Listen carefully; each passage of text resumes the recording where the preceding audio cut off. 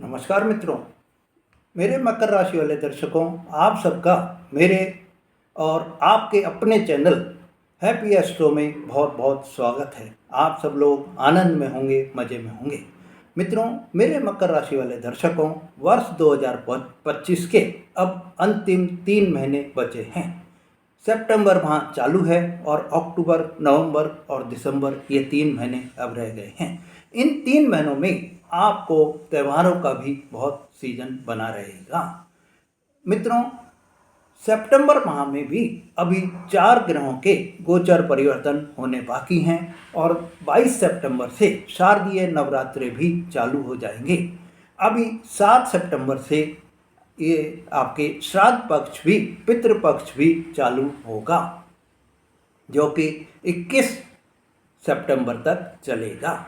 मित्रों, 13 सितंबर को मंगल देव राशि परिवर्तन करेंगे और कन्या राशि में से निकलकर तुला राशि में प्रवेश कर जाएंगे।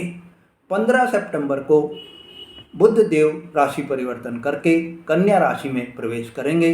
वहीं 15 सितंबर को ही शुक्र देव भी राशि परिवर्तन करके कर्क राशि से निकलकर सिंह राशि में प्रवेश करेंगे। 17 सितंबर को सूर्य देव सिंह राशि में निकलकर कन्या राशि में प्रवेश कर जाएंगे। तो सितंबर माह में मेरे मित्रों, आप लोगों के लिए एक विशेष संयोग बना रहेगा। आपको इस समय में खुशियां ही खुशियां भी प्राप्त होंगी। 24 सितंबर को आपकी महालक्ष्मी राजयोग भी बनता हुआ दिखाई दे रहा है और आपको अभी मालवी योग भी बनता हुआ दिखाई दे रहा है।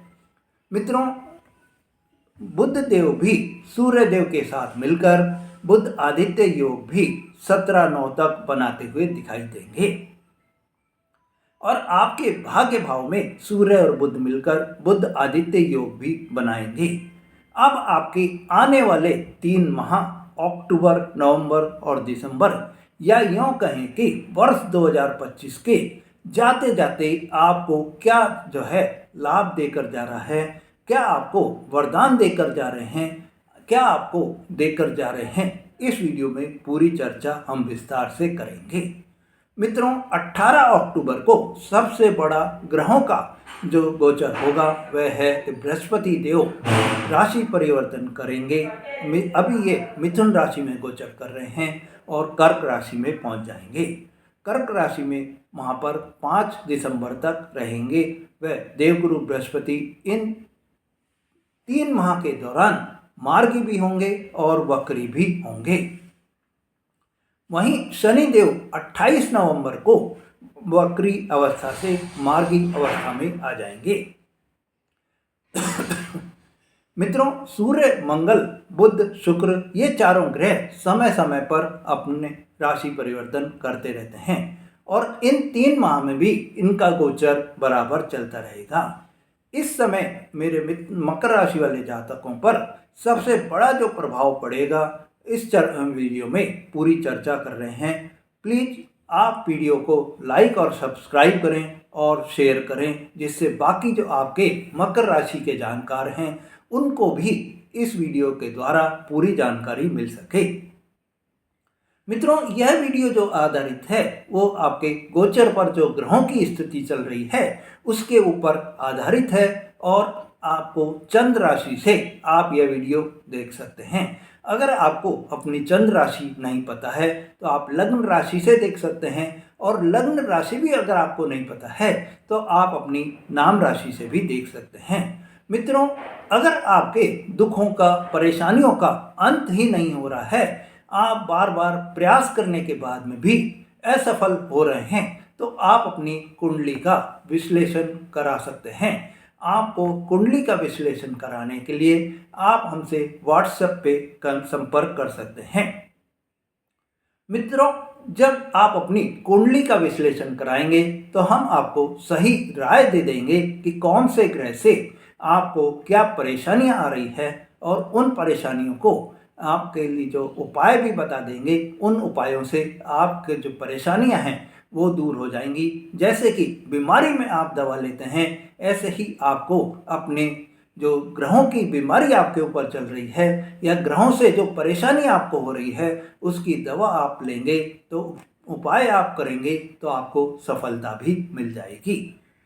मित्रों, कुंडली में क्या लिखा है यह ज्योतिष ही जान सकता है, आम आदमी के बस की ये बात नहीं होती है। मित्रों, आपकी राशि राशि चक्र की 10वीं राशि होती है और आपके राशि स्वामी शनिदेव होते हैं, जो कि इस समय थर्ड भाव, तीसरे भाव में आपके उसमें विराजमान हैं।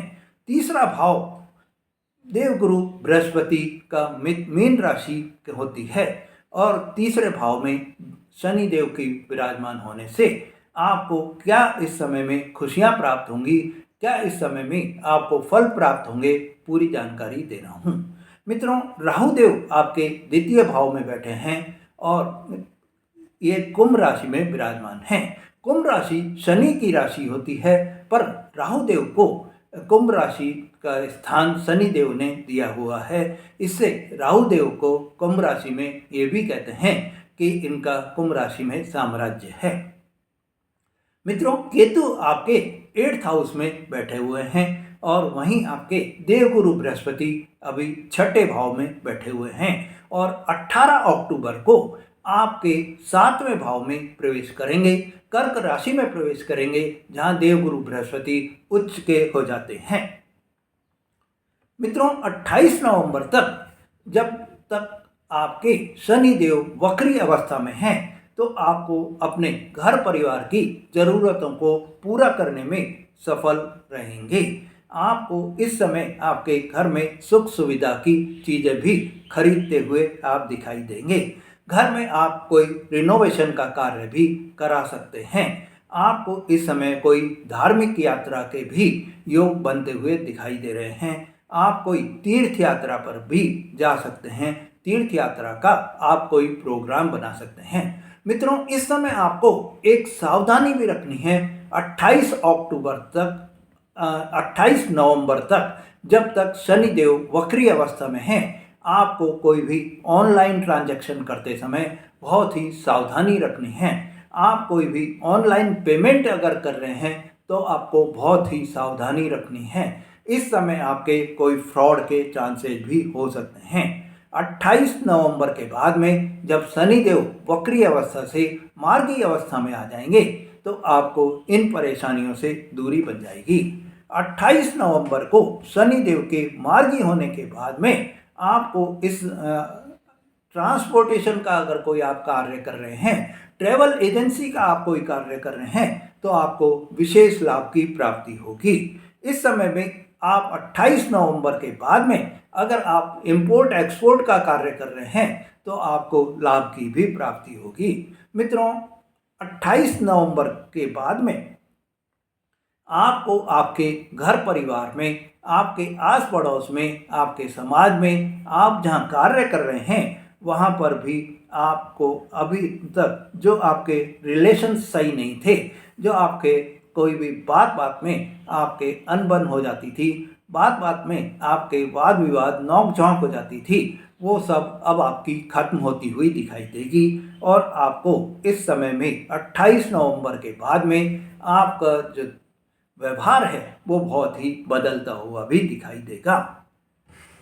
मित्रों, 28 नवंबर के बाद में जो मेरे मकर राशि के दर्शक विदेश में रह रहे हैं और उनको कोई भी अभी तक समस्या जो बनी हुई है, जैसे कि कोई नौकरी में वहाँ पर कोई परेशानी आ रही हो, कोई पीआर की परेशानी हो रही हो, कोई वहाँ पर किसी और भी तरह की कैसी भी कोई भी परेशानी हो, 28 नवंबर के बाद में वो परेशानी आपकी दूर होती हुई दिखाई देगी। अभी तक जो आप वहाँ पर स्ट्रगल कर रहे हैं, उस स्ट्रगल से आपको मुक्ति मिलती हुई भी दिखाई देगी। आपके बॉस अभी तक जो आपको सपोर्ट नहीं कर रहे हैं, वो आपको सपोर्ट करते हुए भी दिखाई देंगी। अगर आप विदेश में जाकर कोई नौकरी करना चाहते हैं या विदेश में जाकर आप कोई पढ़ाई करना चाहते हैं, तो भी आपको 28 नवंबर के बाद में अवसर मिलते हुए दिखाई देंगे। मित्रों, 28 नवंबर के बाद में आपको ऑनलाइन कार्यों में भी आपके तेजी बनती हुई दिखाई देगी। मित्रों, बृहस्पति ग्रह जो अभी आपके छठे भाव में बैठे हैं, आपको क्या देकर जाएंगे, इन 3 महीनों में क्या आपको लाभ मिलेंगे, पूरी जानकारी अब दे रहा हूँ। तो अभी आपके 3rd हाउस के और 12th हाउस के मालिक होकर बृहस्पति देव आपके छठे भाव में बैठे हैं और बृहस्पति देव की दृष्टि आपके 12वें भाव पर भी पड़ रही है। ऐसे में मेरे मित्रों, आपको इस समय में एक तो ये बता देता हूँ कि बृहस्पति देव छठे भाव में बैठकर 12वें भाव में उनके स्वामी होने की वजह से विपरीत राजयोग भी बन रहा है। इस समय में आपको थोड़ा सा सावधानी भी रखनी होगी। आपको जब तक 18 अक्टूबर तक के जो पीरियड है, जब तक ये आपके छठे हाउस में है, खान पान का आपको विशेष ध्यान रखना होगा। ज़्यादा आपको तला भुना नहीं खाना है, ज़्यादा आपको जंक फूड नहीं करना है। और 18 अक्टूबर को बृहस्पति देव जब आपके 7th हाउस में पहुंच जाएंगे तो 7th हाउस कर्क राशि हो जाएगी और आपके बृहस्पति देव उच्च के हो जाएंगे, जहां ये 5 दिसंबर तक रहेंगे। ऐसे में आपको 5 दिसंबर तक जो आपके वैवाहिक जीवन में बहुत ही आपको खुशियां आपको मिलती जाएंगी। वैवाहिक जीवन में आपके रिश्तों में बहुत ही सुधार होता हुआ भी दिखाई देगा। अभी तक आपके जीवन में जो रिश्तों में परेशानी आ रही थी, वो परेशानी अब आपकी दूर हो जाएगी। 5 दिसंबर को मेरे मित्रों, बृहस्पति देव फिर वक्री अवस्था में आ जाएंगे और वक्री अवस्था में आकर मिथुन राशि में ही फिर पहुंच जाएंगे।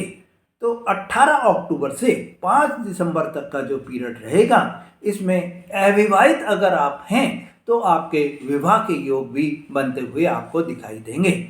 इस समय आपको विवाह में जो भी कोई आपके परेशानी आ रही थी, तो 18 अक्टूबर से 5 दिसंबर तक का जो समय आएगा, इसमें आपके विवाह के पूरे चांसेस बन जाएंगे। इस समय आपकी इनकम भी काफ़ी ज़्यादा बढ़ती हुई दिखाई देगी। साझेदारों से भी अगर आप बिजनेस आपका पार्टनरशिप में है तो आपको विशेष लाभ मिलेगा, उनका सहयोग भी बराबर आपको मिलता रहेगा। 7th हाउस में बैठकर बृहस्पति देव की 1st हाउस में जो दृष्टि पड़ रही है, इस दृष्टि से मेरे मित्रों, आपका व्यक्तित्व में बहुत ही निखार आ जाएगा। साथ ही आपकी धार्मिक भावना भी बढ़ जाएगी, अध्यात्म की ओर भी आपका झुकाव आपका बढ़ जाएगा और आपको इस समय में ये मान लीजिए कि खुशियां ही खुशियां आपको मिल जाएंगी, क्योंकि आप में सेल्फ कॉन्फिडेंस काफ़ी ज़्यादा बढ़ा हुआ रहेगा। आप किसी भी कार्य को करने में सफल होते हुए भी दिखाई देंगे। मित्रों, राहु देव 2nd भाव में बैठे हुए हैं और 2nd भाव में बैठने से आपको ये धन भाव में बैठे हुए हैं, वाणी भाव में बैठे हुए हैं, परिवार के भाव में बैठे हुए हैं। तो इस समय आपको वाणी पर बहुत ज़्यादा कंट्रोल भी रखना होगा। वाणी से आप कोई भी, ये कहते हैं कि वाणी के द्वारा आप कोई बना हुआ कार्य भी उसको और भी अच्छा बना सकते हैं, तो वहीं वाणी के द्वारा आप कोई बनता बनाया कार्य भी वो बिगड़ सकता है। तो आपको अपनी वाणी पर बहुत ही कंट्रोल रखना है, गुस्सा बिल्कुल भी नहीं करना है, अपशब्द या आपको अमर्यादित भाषा बिल्कुल भी आपको नहीं बोलनी है। मित्रों, जितना आप अपने वाणी को कंट्रोल रखेंगे, कम बोलेंगे, अच्छा बोलेंगे, उतना ही आपके जीवन में आपको खुशियां बराबर मिलती चली जाएंगी। आप अपने रिश्तों को बनाने में भी सफल रहेंगे, आप अपने कार्यों को बनाने में भी सफल रहेंगे। मित्रों, इस समय आपको एक और ये ध्यान रखना है कि राहु देव जो होते हैं, वो झूठ बोलने के लिए, भ्रम की स्थिति पैदा करने के लिए, डर पैदा करने के लिए बहुत ही ये प्रेरित होते हैं। ये आपको इस समय में ऐसी भावना अगर आपके मन में आती है, तो उस भावना को आपको अपने मन से हटाना होगा। आपको अपने मन में यही विचार करना है कि डर नाम की कोई चीज़ नहीं है। आपको किसी भी तरह से जो है झूठ नहीं बोलना है, अपशब्द आपको नहीं बोलने हैं। मित्रों, राहु देव का काम उकसाने का काम भी होता है, भ्रमित करने का काम भी होता है, तो उनकी इस चाल से आपको बचना भी होगा।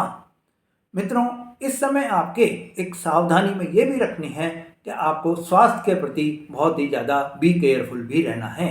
इस समय आपके आइज से रिलेटेड, गले से रिलेटेड कोई भी प्रॉब्लम आपको हो सकती है, तो आपको सावधानी भी बरतनी है। मित्रों, केतु आपके 8th हाउस में रहेंगे और आपको इस समय में 8वें भाव में होने से आपकी आध्यात्म की ओर भी आपका झुकाव बराबर बना रहेगा। आपको इस समय में गूढ़ विषयों पर, रिसर्च के विषयों पर आपको जो है कोई सफलता मिलती हुई दिखाई दे सकती है। आपको इस समय में कोई लंबी दूरी की यात्राएं भी आपकी हो सकती हैं।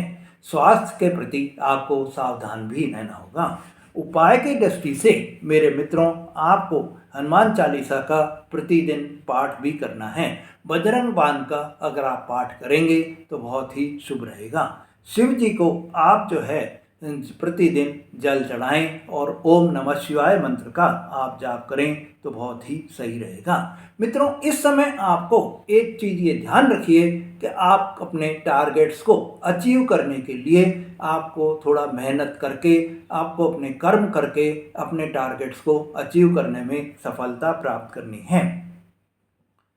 मित्रों, यह समय आपके लिए खुशियों से भरा रहे, सफलता आपको मिलती रहे, यही हमारी कामना भी है। मित्रों, अगर आपने मेरा चैनल अभी तक भी सब्सक्राइब नहीं करा है या आप मेरे चैनल पर नए हैं तो मेरे चैनल को सब्सक्राइब करें, लाइक और शेयर करें, जिससे आपको ऐसी जानकारी बराबर मिलती रहे और आप अपने खुशियों से जीवन व्यतीत कर सकें, सफलता में अपना जीवन व्यतीत कर सकें, यही मेरी कामना है। नमस्कार।